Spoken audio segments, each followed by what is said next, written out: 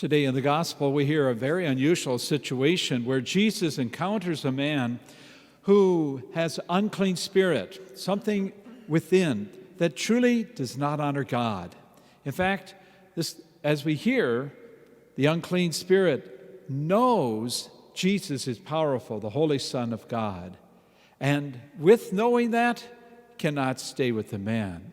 But that doesn't happen very often in our lives, does it? That we have someone in such a way. But the devil, the evil one, Satan, is with us. And the thing is, the devil doesn't want us to know about him. The devil doesn't want anything mentioned about him. So a lot of our world today, people don't talk about the devil. They don't talk about evil.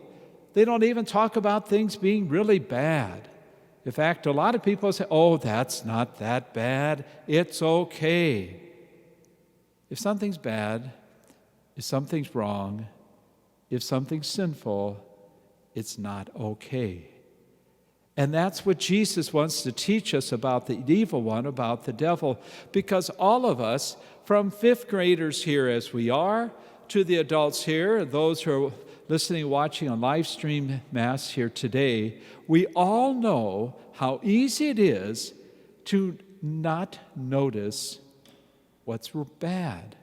It's so easy for somebody to say, oh, that's all right, you can do that, or it doesn't really matter, or if your parents don't know, if your teacher doesn't see it, it's okay, you can get away with it. That's not the voice of God. That's the voice of temptation. That's the voice of the devil. And that's the voice the devil doesn't want you to recognize is actually saying something wrong. The devil would like to have you think, oh, it's okay. That's a good way for me to do things. But here at St. Vincent de Paul, like every Catholic church and every religious formation program, and all we do is always to show two things. What God wants us to do that's right and good and loving and faithful.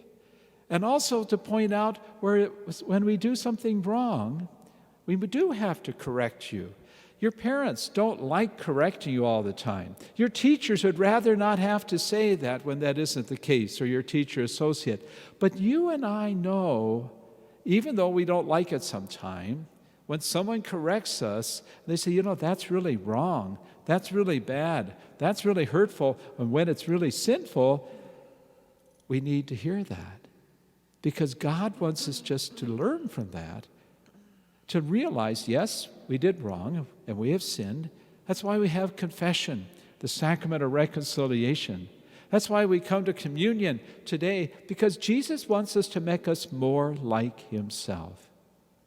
And we know there's a lot of people today who can't receive communion, who aren't coming to church, and they miss it terribly because they want Jesus.